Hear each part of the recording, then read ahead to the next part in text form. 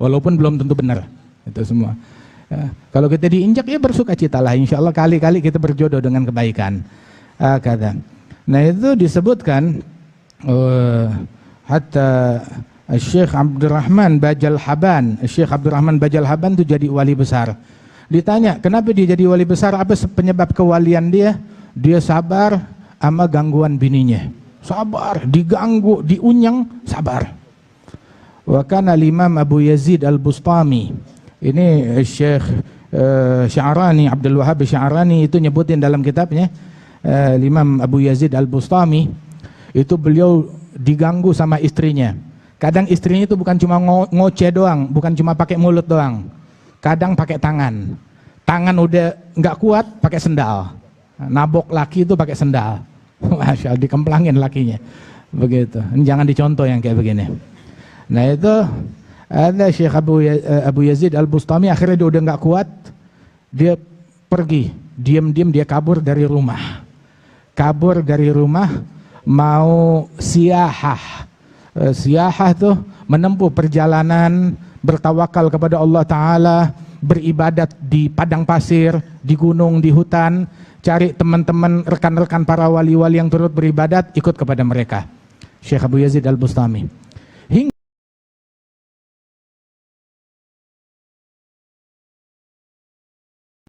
Pada malam hari ini Allah Ta'ala kumpulkan kita dalam anugerah, dalam karunia, dalam zikir, dalam salawat, di dalam menghadiri aqdun nikah. Mudah-mudahan Allah Ta'ala memberikan keberkahan kepada kedua mempelai, insyaAllah dijadikan keduanya qurrata ain, insyaAllah lisadil kaunain bijahil Hasanul Husain, insyaAllah.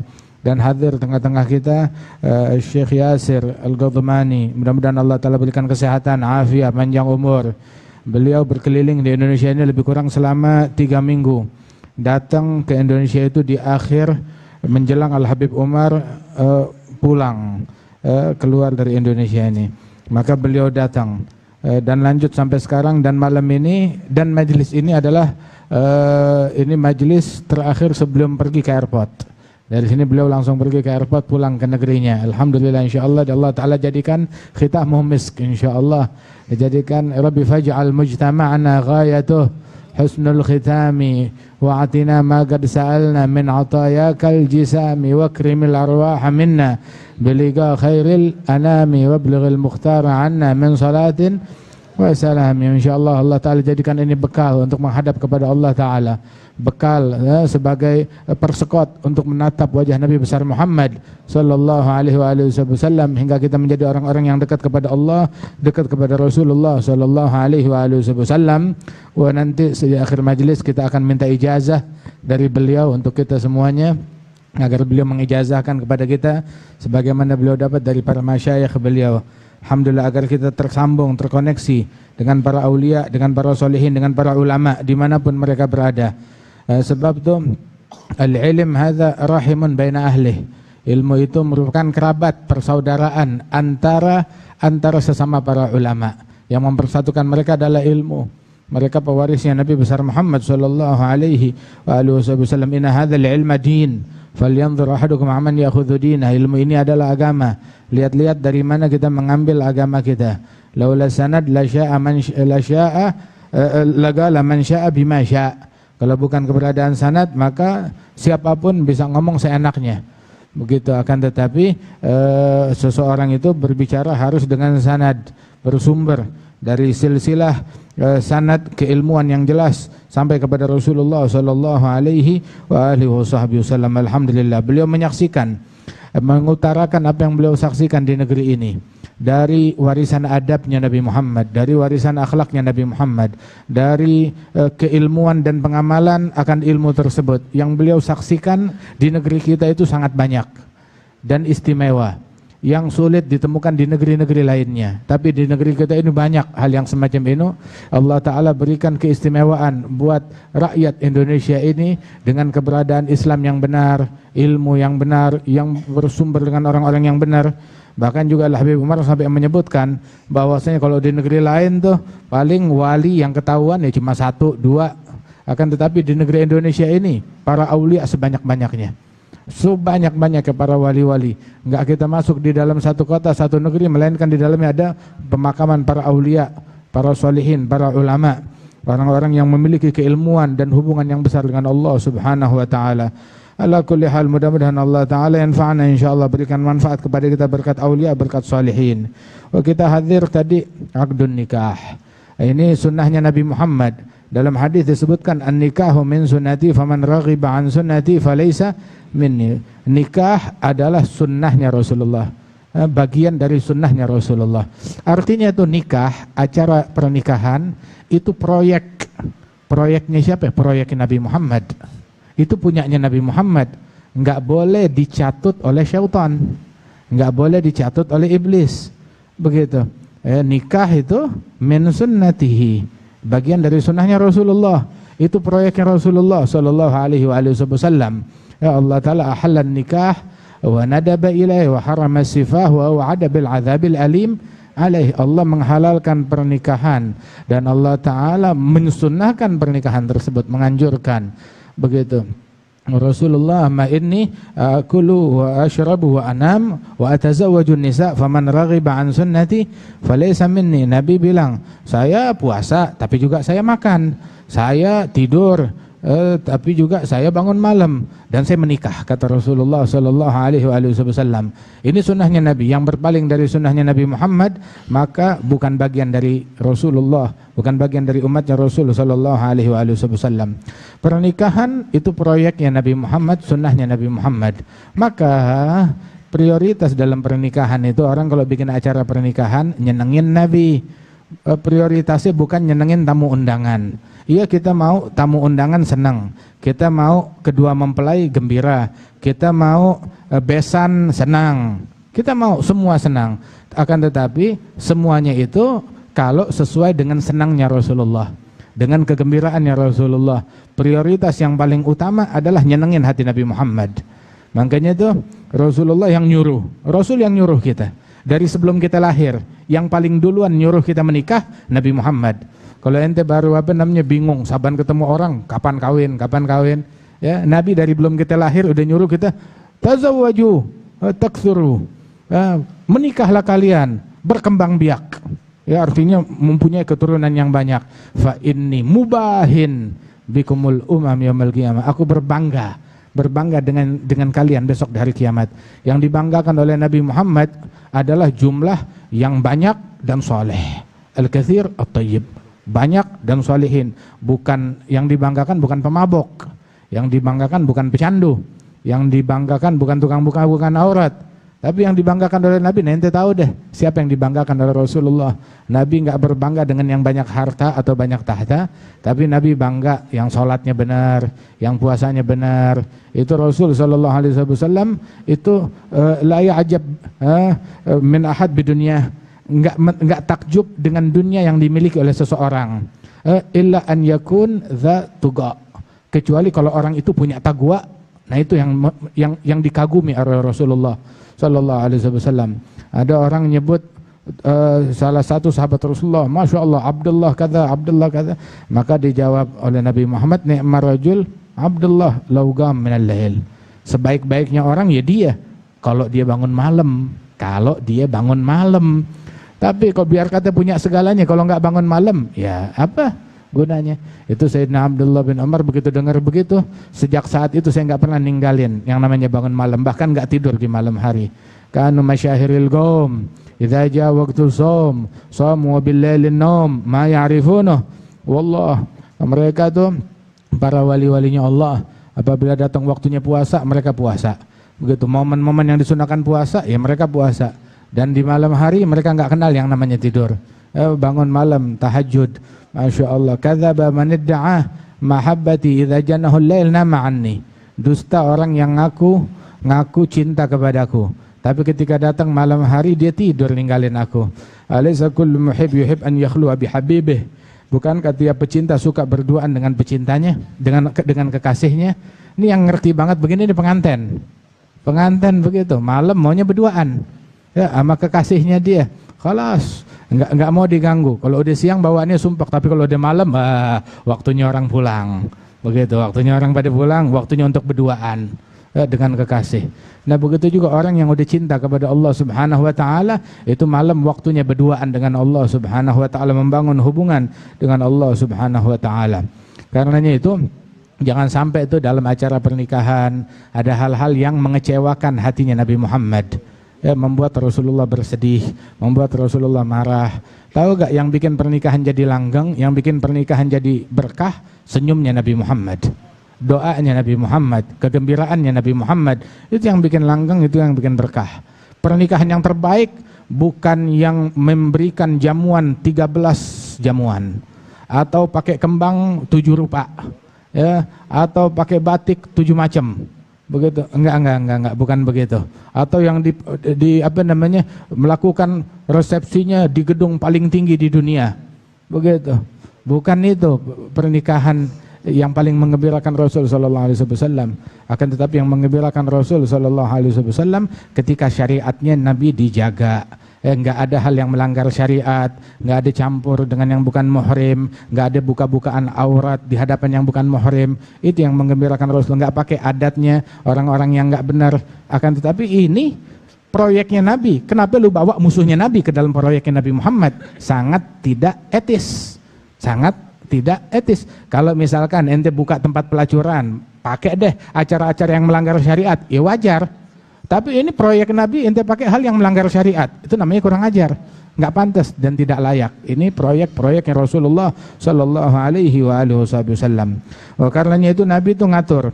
Rasul Sallallahu Alaihi Wasallam itu perhatian dengan haknya laki-laki, haknya kaum wanita, haknya suami, haknya istri. Rasulullah Sallallahu Alaihi Wasallam itu mengajarkan demikian kepada kita. Allah Taala berfirman, wa ashiruhunna bil ma'ruf, pergauli kaum wanita itu dengan baik. Pergauli kaum wanita dengan baik. Sebagaimana laki-laki mau disikapin dengan baik, kaum wanita juga pengen disikapin dengan baik.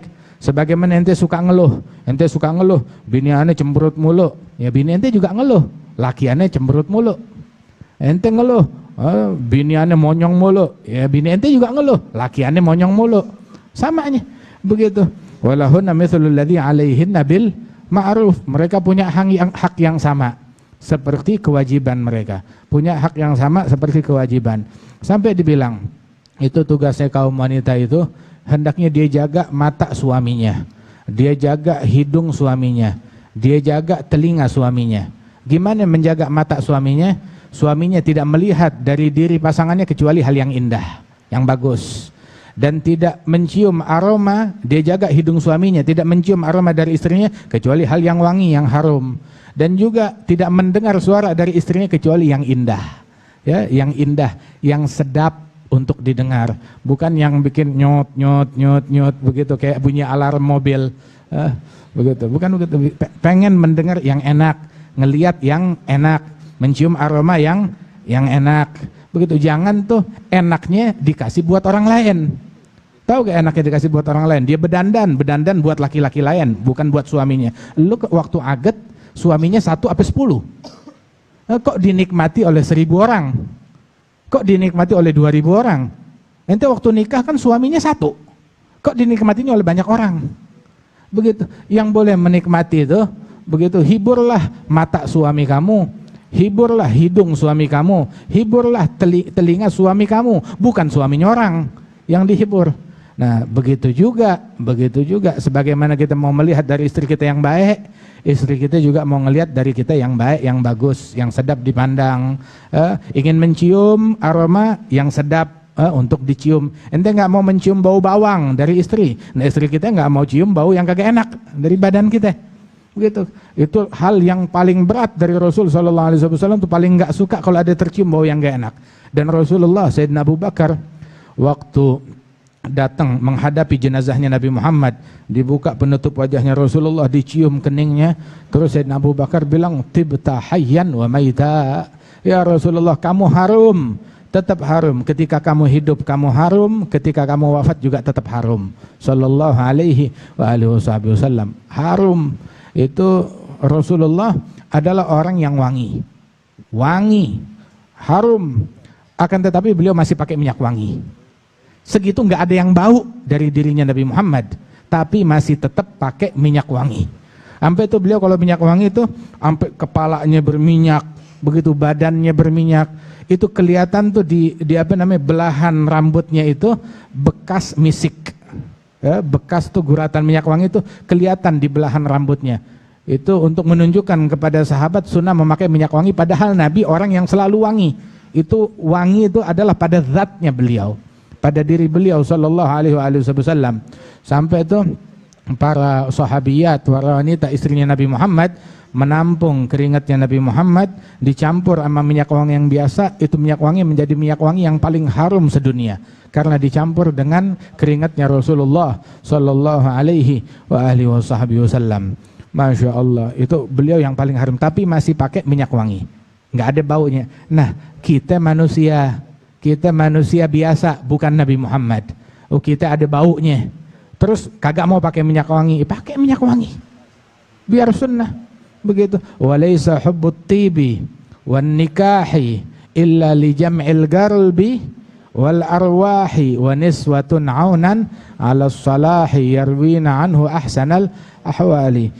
Yang Nabi suka tuh dari wewangian dan suka dari pernikahan, yang Nabi suka dari itu semuanya semata-mata untuk memadukan hati, memadukan jiwa, memadukan arwah, li jam'il galbi wal arwah. Menikah niswatun aunan ala shalah, para istri beliau itu membantu Rasulullah di dalam kebaikan. Masing-masing mengambil pelajaran dari Nabi Muhammad. Ya, yang mau belajar agama ambil dari Sayyidatina Aisyah, yang mau belajar kedermawanan dari istri Rasul yang ini, yang mau belajar menjamu tamu dari istri Rasul yang ini. Semuanya tuh, masya Allah, perangainya Rasulullah diterjemahkan oleh para istri-istri beliau sallallahu alaihi wasallam. Wahakadha. Nah, karenanya itu Rasulullah sallallahu alaihi wasallam ngajarin kita itu untuk berbuat baik terhadap kaum wanita. Kata Nabi Muhammad, khairukum khairukum li ahlih wa ana khairukum li ahli, khairukum khairukum li nisa'i wa ana khairukum li nisa'i. Yang terbaik di antara kalian yang paling baik terhadap keluarganya, terhadap kaum wanitanya, dan aku yang paling baik terhadap kaum wanitaku, kata Rasulullah sallallahu alaihi wasallam. Itu al-imam, tapi juga memuliakan kaum wanita, memuliakan istri, ngejagain istri, menghormati mereka, bukan berarti kita nurut apa aja yang diinginkan oleh perempuan. Apa aja mereka mau, iya. Suruh ke jurang, iya. Suruh loncat dari gunung, iya. Itu namanya enggak begitu. Memuliakan kaum wanita cuma enggak begitu. Ya, jangan kebablasan. Kata Sayyidina Al-Hasan Al-Basri, ma yusbih rajul yuti'u imra'atahu fi matahwa illa akabbahu Allah finnar.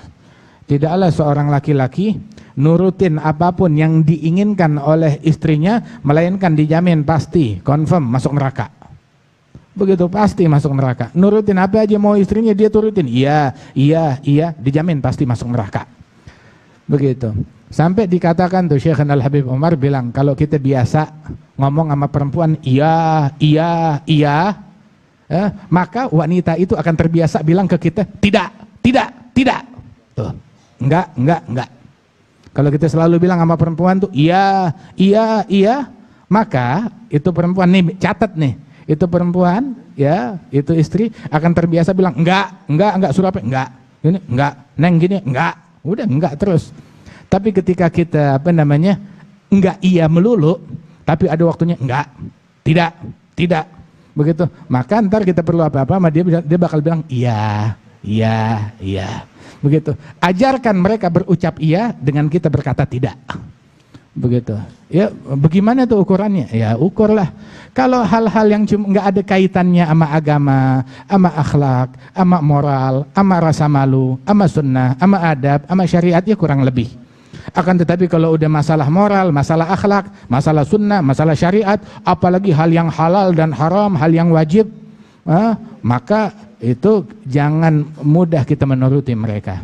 Masya Allah. Sebab mereka itu dibilang oleh Nabi Muhammad nagisatu din wal aql. Kaum wanita itu adalah yang akalnya kurang, yang dinnya juga kurang. Akhirnya orang protes. Enak aja, masa orang perempuan dibilang akalnya kurang, dinnya kurang. Dijawab, dinnya kurang, bukankah mereka ntar ada datang bulannya sehingga nggak sholat? Oh iya betul, lagi suatu din, agamanya kurang. Ada datang bulannya mereka nggak puasa, oh iya betul juga, naqisatuddin. Kalau naqisatul aql, akalnya kurang bagaimana? Bukankah kesaksian wanita itu, kesaksian laki-laki itu seperti kesaksian dua wanita? Kesaksian satu laki-laki seperti kesaksian dua wanita. Dua wanita menjadi saksi, nah itu kesaksian satu laki-laki.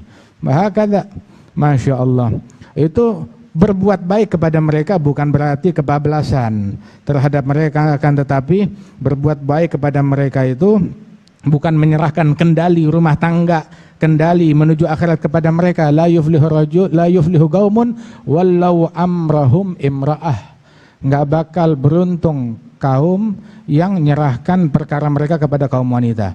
Ya, nahkodanya diserahkan kepada kaum wanita, kagak. Ya udah, nahkoda memasak urusan dia, nahkoda mengatur menata rumah urusan dia, begitu. Akan tetapi nahkoda menuju akhirat serahkan kepada dia, itu keliru, nggak benar. Ar-rijalu qawwamuna 'alan nisa. Itu Al-Habib Ali bin Abdullah bin Syihabuddin bilang, "Lau kanat ar-rujulah bidzakar lakana al-hamir adzkar minnak."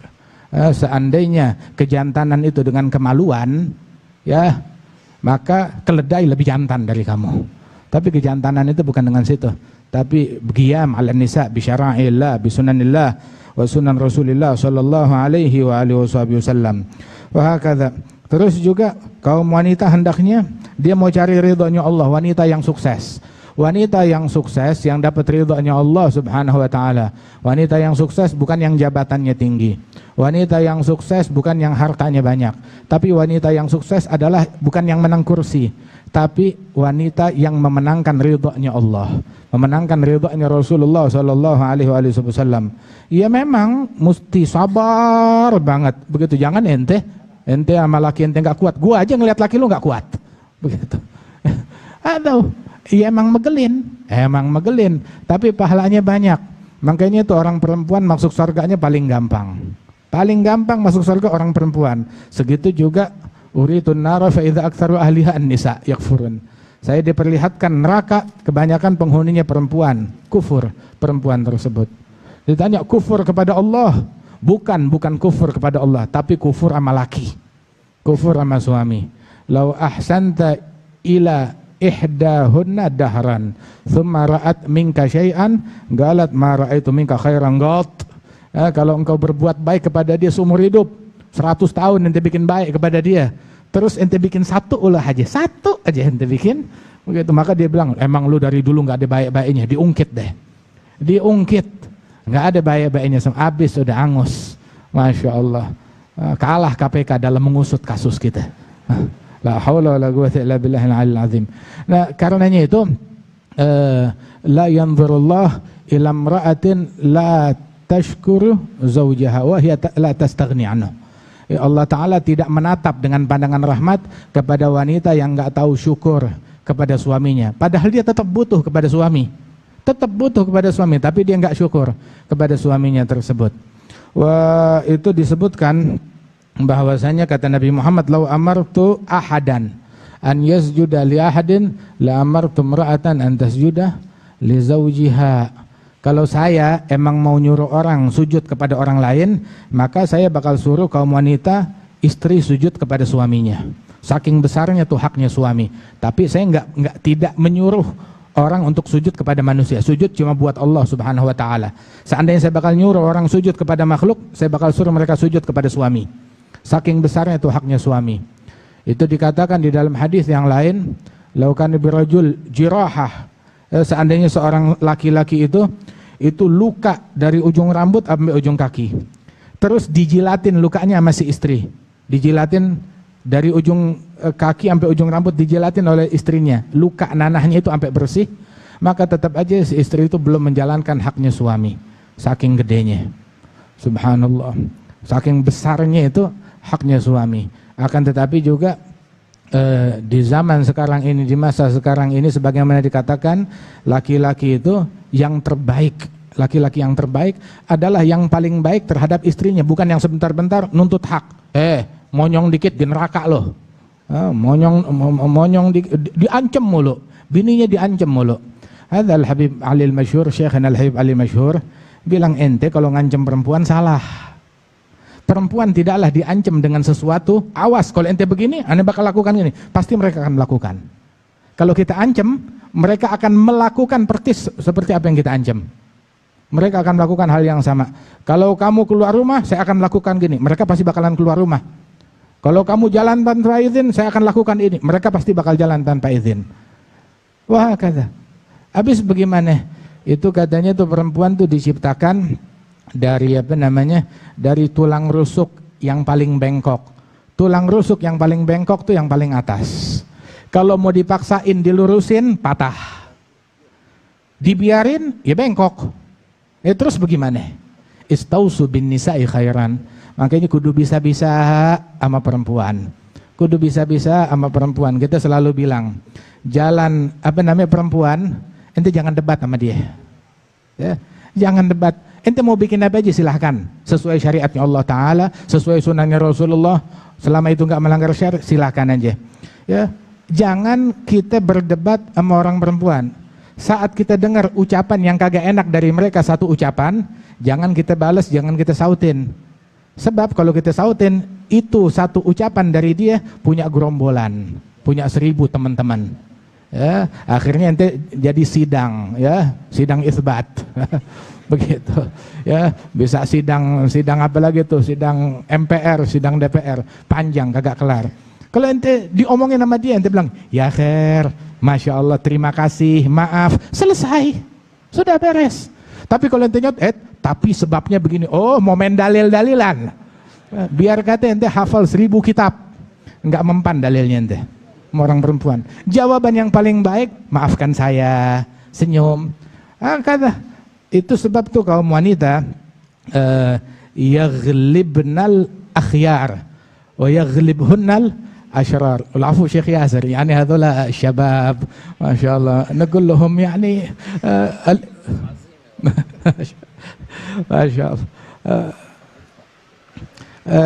Itu orang-orang wanita tersebut, mereka itu mengalahkan orang-orang baik. Orang-orang baik ditindas. Yang baik tuh, masya Allah, diinjak. Nah kalau kebetulan nanti diinjak, alhamdulillah bersukacitalah, walaupun belum tentu benar, bahwa ente orang baik, insya Allah, walaupun belum tentu benar, itu semua. Kalau kita diinjak, ya bersukacitalah, insya Allah kali-kali kita berjodoh dengan kebaikan. Kata. Nah itu disebutkan, hatta Syekh Abdurrahman Bajal Haban, Syekh Abdurrahman Bajal Haban itu jadi wali besar. Ditanya, kenapa dia jadi wali besar? Apa penyebab kewalian dia? Dia sabar sama gangguan bininya. Sabar, diganggu, diunyeng, sabar. Wa kana Imam Abu Yazid Al-Bustami. Ini Syekh Sya'rani, Abdul Wahhab Sya'rani itu nyebutin dalam kitabnya, Imam Abu Yazid Al-Bustami, itu beliau diganggu sama istrinya. Kadang istrinya itu bukan cuma ngoceh doang, bukan cuma pakai mulut doang. Kadang pakai tangan. Tangan udah nggak kuat, pakai sendal. Nabok laki itu pakai sendal. Masya Allah, dikemplangin lakinya. Begitu. Jangan dicontoh yang kayak begini. Nah itu ada Syekh Abu Yazid Al-Bustami, akhirnya dia udah nggak kuat, dia pergi, diam-diam dia kabur dari rumah. Kabur dari rumah, mau siyahah. Siyahah tuh menempuh perjalanan, bertawakal kepada Allah Ta'ala, beribadat di padang pasir, di gunung, di hutan, cari teman-teman, rekan-rekan para wali-wali yang turut beribadat, ikut kepada mereka. Syekh Abu Yazid Al-Bustami. Hingga akhirnya ketemu kawanan 3 orang, para wali-wali salihin. Wah, ini kelihatannya mukanya orang-orang soleh, saya mau gabung sama mereka. Cuma dia penasaran, ini wali-wali makannya dari mana? Maka ketika diikutin dari kejauhan, begitu tiba waktu makan mereka, maka satu orang berdoa, diaminkan oleh yang lain. Dia doa, apa doanya? Ya Rabb, begitu turunkan untuk kami makanan dengan berkatnya Syekh Abu Yazid Al-Bustami. Heran dia, disamperin itu orang, kalian kalau mau makan bagaimana? Kita tawassul kepada Syekh Abu Yazid Al-Bustami, Allah turunkan makanan kepada kita. Emang kalian kenal Syekh Abu Yazid Bustami? Enggak, cuma kita tahu dari kalangan para wali-wali kalau ini orang besar. Dan dia dapat kedudukan tinggi berkat sabarnya terhadap gangguan istrinya. Itu Abu Yazid Al-Bustami dengar begitu, oh Masya Allah, berarti gue jadi begini nih berkat bini gue. Pulang ke rumahnya, ini dia udah siapin mental. Pulang nyampe rumah siap dijewer, siap dikemplang, siap ditendang, siap. Begitu, siap ditabok, siap. Masuk ke rumah dikira ketemu macan. Enggak taunya istrinya nih udah rapi, baik, santun. Sayang datang. Gitu. Masya Allah, wah berubah. Sampai nih Abu Yazid Al-Bustami ngeliat istrinya begitu, Malak, kenapa kamu? Kok lu baik banget? Apa yang membuat kamu berubah? Dulu kamu suka ngemplangin saya, suka kasar. Kok sekarang tahu-tahu berubah begini? Nggak pernah nih sejak kawin dapetin kayak begini. Bilang, dulu sekarang kedok saya udah kebongkar. Saya emang ditugasin oleh Allah Ta'ala buat naikin magomnya kamu. Saya ditugasin oleh Allah buat naikin magomnya kamu dengan nguji kamu. Masya Allah, dapat dalil di antara ente ketangkep belang, bini ente bilang, gue buat naikin magomnya ente. La haula wala quwwata. Lah, Masya Allah. Wah kada. Sayyidina Umar ibn al-Khattab, ada satu sahabat, satu orang, dia enggak kuat sama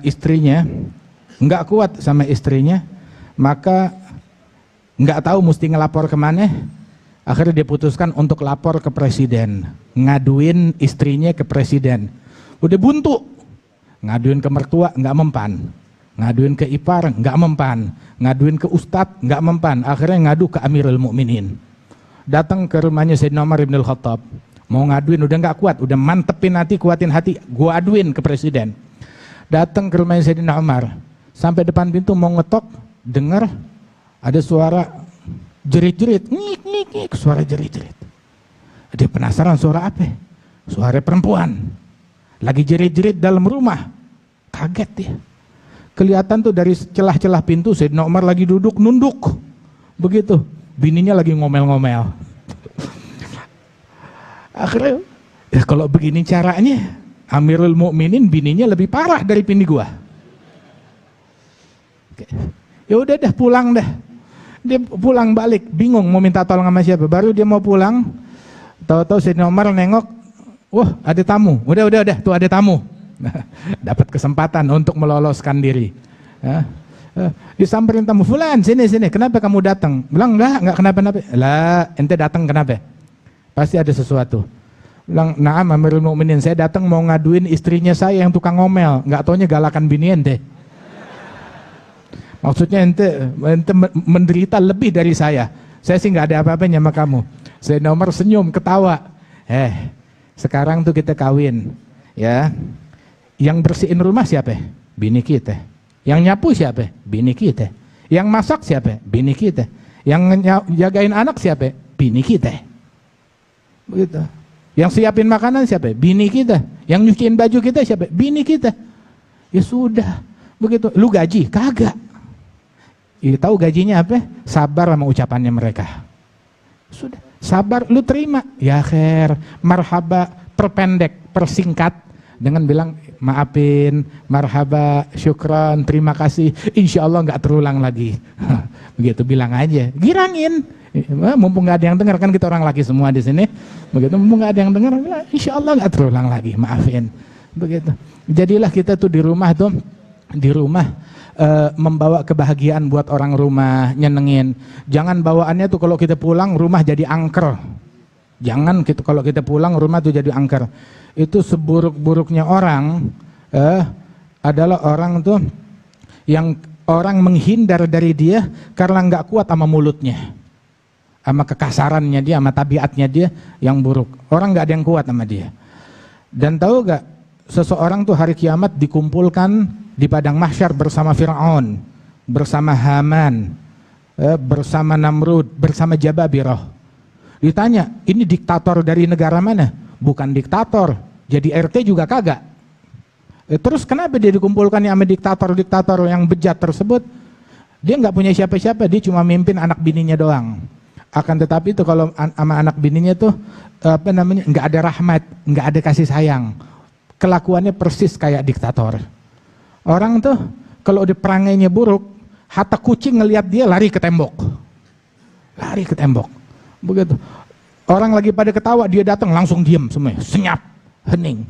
Jangan begitu, khairukum li ahli wa ana khairukum li ahli. Nah, terus lagi terakhir.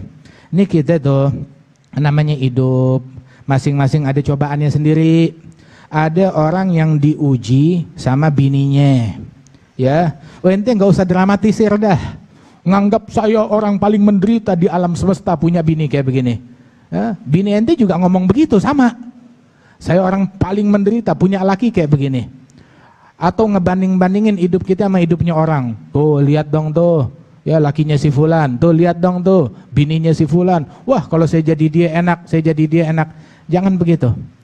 Jangan kita bandingin hidup kita. Masing-masing ada ujiannya sendiri. Ada orang yang diuji sama lakinya. Ada orang yang diuji sama bininya. Ada orang yang diuji sama anaknya. Ada orang yang diuji sama mertuanya. Ada orang yang diuji sama mantunya. Ada orang yang diuji sama adik kakaknya. Ada orang yang diuji sama iparnya. Ada orang yang diuji sama tetangganya. Begitu. Ada orang yang diuji sama gurunya. Ada orang yang diuji sama muridnya. Ada orang yang diuji sama muridnya. Masing-masing orang tuh cobaannya beda-beda. Nah, ente dikasih peran yang mana? Peran kita sebagai istri, dikasih peran istri. Jalankan tuh peran dengan sebaik mungkin. Jangan dikasih peran istri sama sutradara, terus kita mau ngejalanin perannya suami, terbalik. Begitu juga dikasih peran suami, jangan jadi perannya istri. Masing-masing jalanin perannya anak, berperan sebagai anak, berperan sebagai orang tua, berperan sebagai istri, berperan sebagai suami, jalanin. Itu katanya tuh orang perempuan, tadi kita bilang kan, paling gampang masuk surganya. Idza shallatil mar'atu khamsaha wa shamat syahraha wa hafizat farjaha wa ata'at zaujaha. Cuma 4 nih, 4 doang. Kalau kita kan ribet orang laki, perempuan cuma 4. Salat khamsaha, dia salat. Nabi sampai bilang bukan sekedar salat doang, khamsaha. Tahu gak khamsaha? Khamsaha zuhur, asr, maghrib, isya, fajr, khamsaha. Walau ma yusalli aisha illa hadhi khams, hadhi salawatil khams. Dia enggak salat apapun kecuali salat 5 waktu, surga. Itu perempuan. Coba kalau kita enggak cukup begitu doang. Tapi perempuan seandainya dia enggak pakai tahajud 1000 rakaat, wala duha, wala witir, wala apapun, wala rawatib, cuma salat 5 waktunya doang. Terus cuma puasa syahroha, di bulannya doang, di bulan yang dia wajib puasa, itu doang. Kemudian juga dia menjaga auratnya, kemaluannya, dia jaga batasan dengan yang bukan muhrim. Sama yang terakhir, ata'at zaujaha, taat sama suaminya, taat sama lakinya. Ya, maka nyatet dia, masya Allah. Yuktub cepat.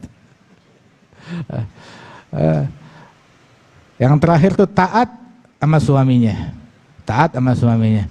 Maka Allah itu dikatakan kepada gilalaha udkhulil jannah min ayyi abwabil jannah syi'ti. Silakan masuk surga dari pintu mana aja. Dikasih akses masuk surga lewat semua pintu. Sayyidina Abu Bakar, Nabi bilang itu di surga ada pintu salat, nggak ada yang masuk kecuali orang yang ahli salat. Nggak ada lagi pintu puasa, namanya pintu Rayyan, nggak ada yang masuk kecuali orang ahli puasa. Ada lagi pintu jihad, ada lagi pintu bir. Ada macam-macam pintu tuh di surga. Masing-masing nggak ada yang masuk lewat pintu kecuali pakar di dalam bidang tersebut sesuai nama pintu itu. Kecuali perempuan nih, dia punya akses ke semua pintu. Padahal sholatnya pas-pasan, cuma syahraha, khamsaha, syahraha, wa hafizat farjaha, ata'at zaujaha, bas. Cuma itu doang. Silakan masuk dari pintu surga mana aja. Sayyidina Abu Bakar Siddiq nanya, ya Rasulullah, kalau ada orang dipanggil dari semua pintu itu, ada gak orang yang dipanggil punya akses ke semua pintu surga?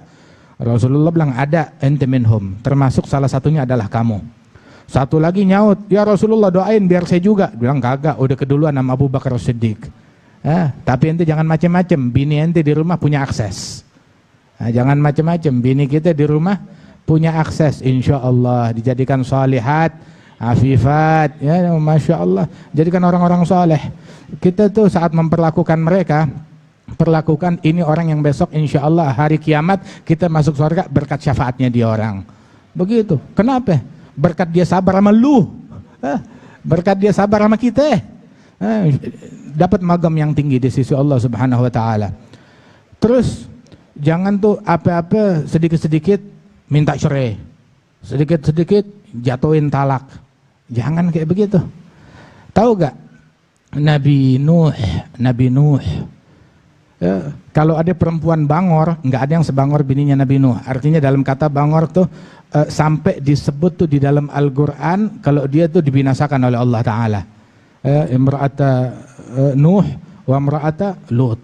Itu dua. Yang mengkhianati suaminya. Begitu. Akan tetapi nggak pernah tuh Nabi Nuh atau Nabi Lut mengumbar talak cerai kepada istrinya. Ya kan? Terus ada lagi suami yang bangor, bandel, namanya Fir'aun. Punya istri namanya Asiyah binti Muzahim. Saban ketemu Fir'aun nggak pernah Asiyah, ayo ceraiin gue, jatuhin talak sekarang, nggak pernah minta cerai. Nggak pernah minta cerai sama Fir'aun. Tuh. Nah, Bu, nih ya, suaminya ente biar kata bandel, nggak sebandel Fir'aun, ya. Nggak sebangor Fir'aun, nggak ampe ngaku Tuhan. Iya dia bandel, jangan ente gedek. Aneh juga gedek, pegel, begitu. Ya. Dibikin nih majelis buat ngebenerin nih laki-lakinya kita, begitu. Akan tetapi jangan tuh apa-apa minta cerai. Itu perempuan tuh kalau minta cerai sama suaminya min ghairi ba'as, itu maka dia nggak bakal mencium aromanya surga, kata Rasulullah Shallallahu Alaihi Wasallam. Tahu gak? Wanita pemenang bukan yang menang debat, bukan yang menang tengkar. Laki-laki pemenang juga bukan yang menang debat sama bininya. Ya, akan tetapi wanita yang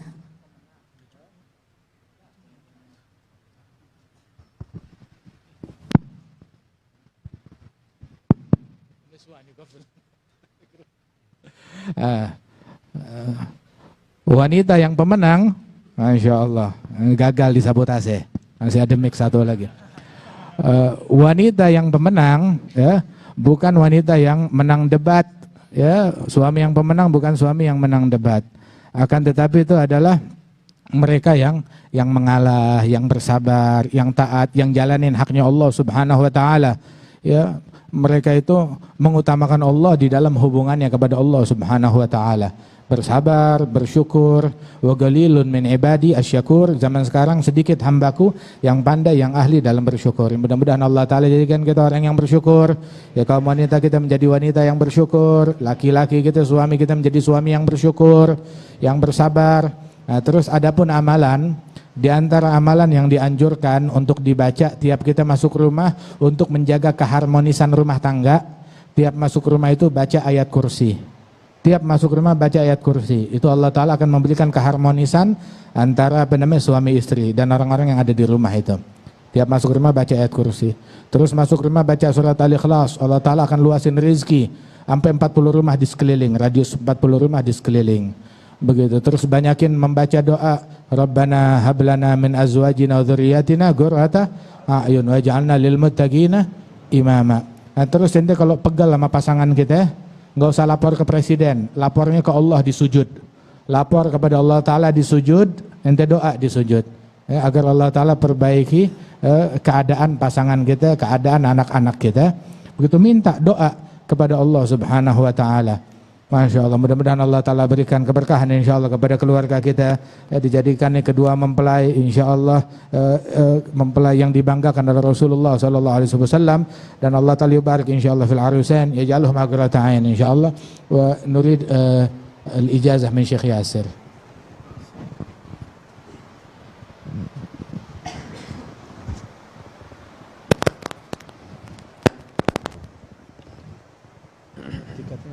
Alhamdulillah, sallallahu alaihi sayyidina Rasulullah wa alihi wa sahbihi wa man wala. استجابة لأمر سيدي، وإلا والله أنا لست أهلا أن أجاز، فضلا أن أجيز، ولكن هكذا يوصونا بأن تبقى سلاسل الاتصال بالرجال، فما انتفعت به من شيخنا الشيخ محمد فوزي فيض الله، وقد عاش 100 عام. وما استفدت به من شيخنا الشيخ أحمد القلاش، عاش أيضا 100 سنة. وما استفدت به من شيخنا محمد عجاج الخطيب الحسني، وما استفدت به من شيخنا وخطيبنا الشيخ أحمد نصيب المحاميد، وهو تلميذ الشيخ بدر الدين الحسني، وكان يقرأ في حضرته. ما كان من هذه الدروس وما كان من هذه الخطب وما كان من هذه الإرشادات والوصايا النافعات أجيزكم على أن يعمل بما يوصون به وبما يؤكدونه من هذه الإرشادات والعلوم النافعات. نفعنا الله بهم أجمعين. الله يبارك فيك. الله يبارك فيك. الله يبارك فيك.